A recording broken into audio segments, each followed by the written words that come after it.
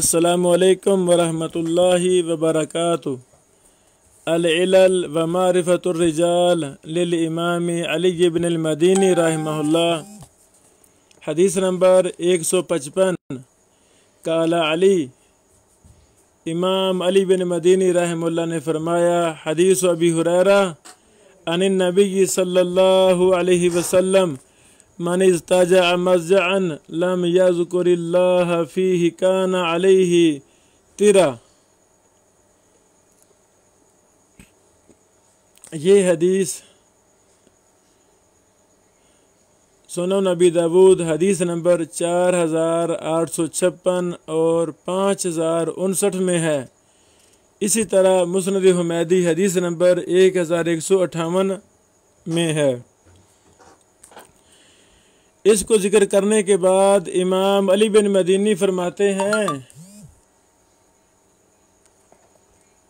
रवाहु इब्नु इजलान अन सईद अन अबी हुरैरा। ये सनद बयान करते हैं। अल्लाहु अकबर। इसके बाद फरमाते हैं, वरवाहु इब्नु अबी ज़ैब, और इसको रिवायत किया है इब्नु अबी ज़ैब ने, फ़अदख़ला बैन सईद व बैन अबी हुरैरा रजुलन। इब्नु अबी ज़ैब रावी ने सईद और अबू हुरैरा के दरमियान एक आदमी को दाखिल कर दिया है। फ़रवाहु अन सईद अन अबी इसहाक़ मौला अब्दुल्लाह इब्न अल हारिस अन अबी हुरैरा। यानी इब्नु अबी ज़ैब ने इस तरह सनद में एक रावी का इजाफा करके इसको बयान किया है।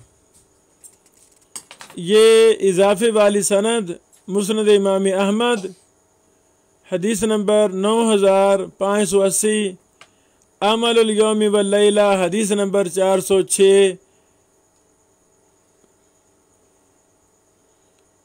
6 में रौह बिन उबादा से मरवी है। इसी तरह ये हदीस मोहम्मद बिन इब्राहीम बिन दिनार से इमाम नसाई रहमहुल्लाह अमलुल यौमि वल लैला हदीस नंबर 405 में बयान करते हैं।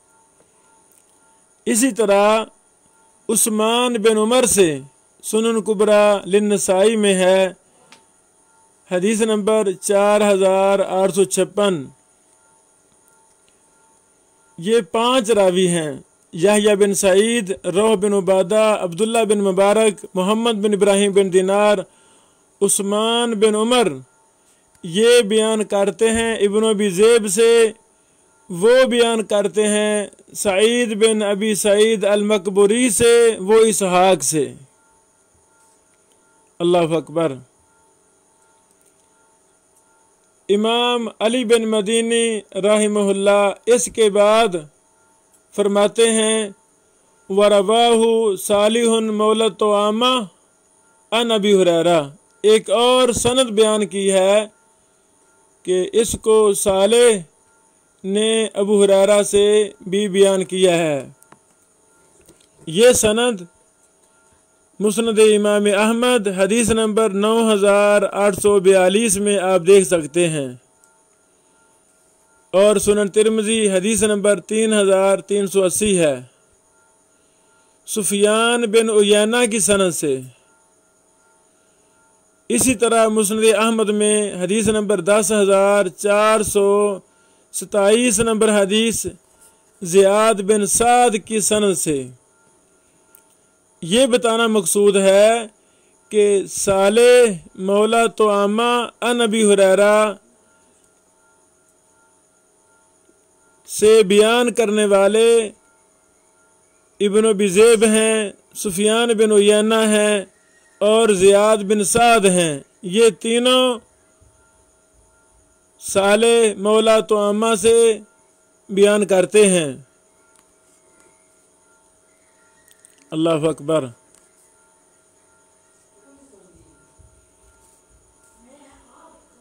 ये हदीस शेख अलबानी रहमहुल्लाह ने सिलसिला अहदीस सहीहा हदीस नंबर 78 में इसे बयान किया है।